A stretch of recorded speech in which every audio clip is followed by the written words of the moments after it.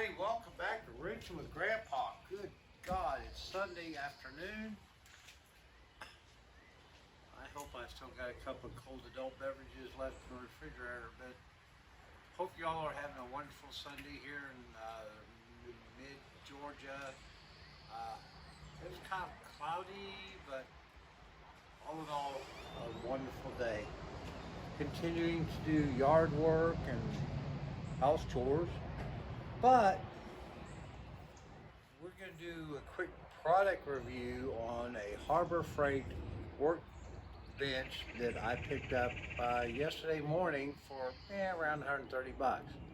Yeah, I know it's not Snap-on or any of that, but you know what?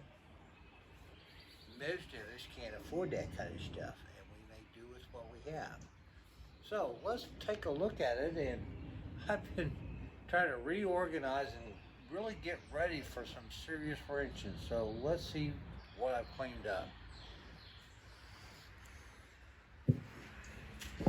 Now, I'll tell you what, it never ends.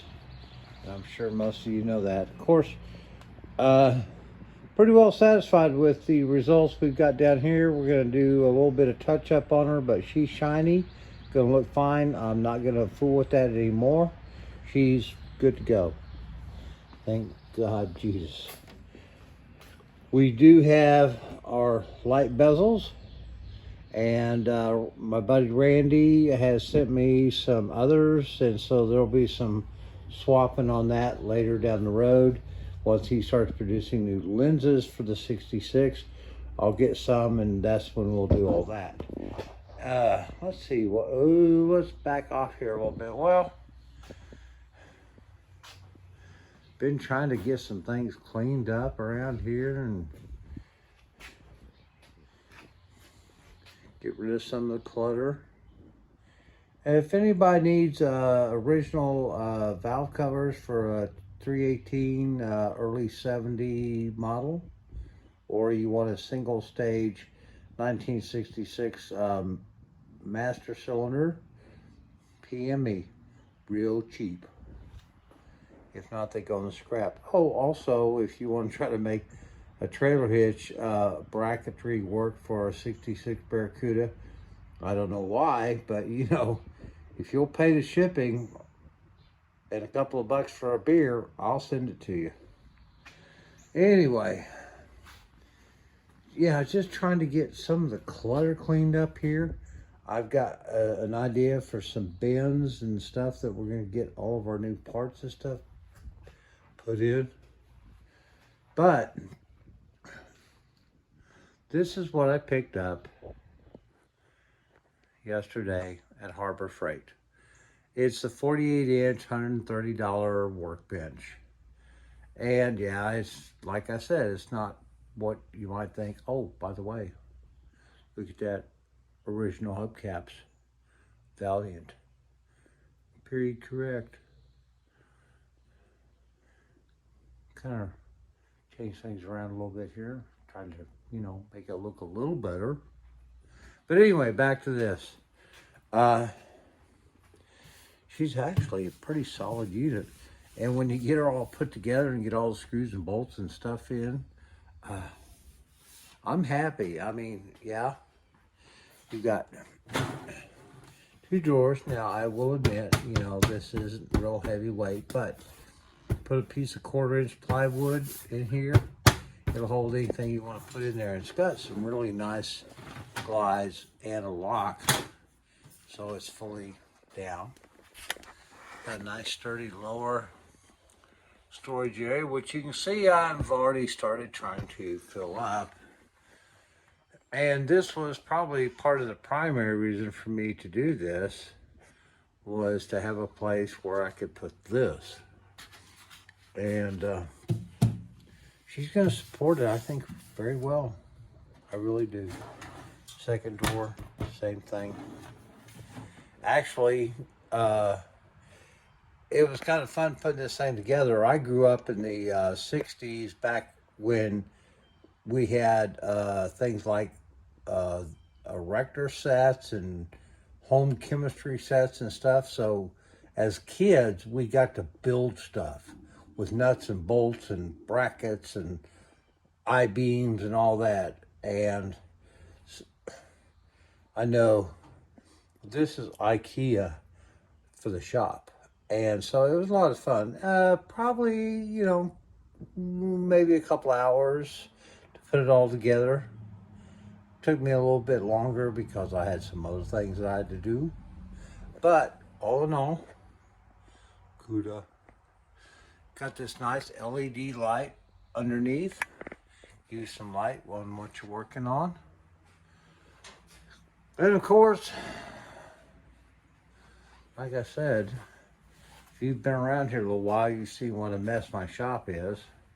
Garage, whatever you want to call it.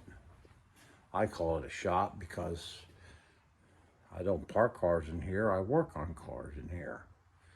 So, you know, kind of rearranging things. Most of you probably haven't seen that because I just found it today back behind one of the shelves. Anyway, some storage. We're going to get this all reworked. Yeah, what a Chinese cluster event. Got lots of things to do over here. Separating of nuts, bolts, pieces and stuff. We got to get all that fixed up so that, you know, I can start figuring out if I've got the right parts before I go down and buy more. Which brings me to a point.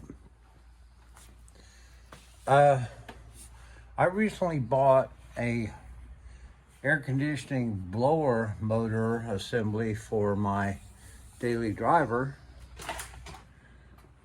the Volvo XC90, the Widow classic car chase vehicle. Well, it was on a weekend. I'd spent a lot of hours under the dash and just, you know, frustrated, and I got everything out after a long process. Well, before I fully got everything removed, I went ahead and got online to Part Geeks, which has been one of my main suppliers of great quality products, pricing, and service, to get a new one. So I ordered it. No problem. We'll send it to you ASAP. Well, about an hour later, I got the old unit and everything out and realized that I didn't need the parts that I ordered from Part Geek. Now, this is on a Saturday afternoon. Their warehouse is not shipping parts, and we all know that. So I immediately tried to recontact the company to cancel my order part, you know, my parts order. Well, guess what? After 3 or 4 attempts, and I kept doing it, knowing well that it was not going to go anywhere, because their policy is you cannot cancel an order. I don't care if it's 30 minutes after you place it, an hour, 12 hours, or 24 hours, especially on a weekend. Their shipping line is not shipping until Monday. And I know this because I have been in too many major auto parts warehouses, AutoZone, Advance, O'Reilly's. I know the game, guys.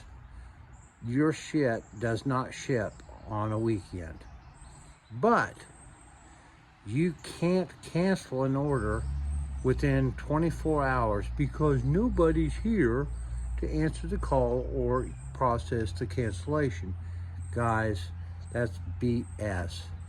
You got people sitting in your call center, you got people sitting in your computers on the weekends eating crackers and tuna fish. By God, if you've got a customer, especially somebody like me, or anybody else for that matter, but I spend a lot of money with you folks. If I give you an order and less than 2 hours later, I try to cancel it, well, what's the problem? I don't need your parts. Well, needless to say, the parts showed up. So now I've got to go through the process of contacting them to request a return of parts for credit or refund. And it's going to be a Chinese fire drill because a guy I work with had the same issue come up on a front rack and pinion that he ordered from them. and they screwed up the order totally, and he ended up buying the same exact parts that was shipped to Walmart from Part Geeks. He bought through Walmart, and if it wasn't right, he returns it to Walmart. They give him his money. He's done. But no, I go directly to the source instead of through a retailer. And now I got to deal with this crap. You know, sometimes I wonder if I wouldn't have been better off raising earthworms for fishing bait. Anyway, hope you all are having a nice evening. I'm getting ready to go fix me some barbecue and chow down before bedtime. My Monday morning is starts at about 4:30 a.m. So, you know, I'm up with God. We have a cup of coffee.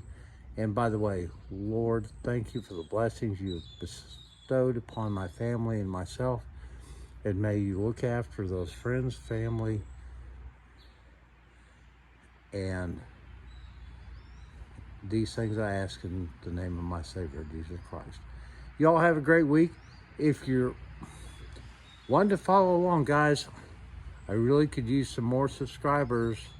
We really need some subscribers. Thumbs up, comments, anything. I want your interaction because I got a lot of things going on and planned, but I need your support. So see you soon. Bye-bye.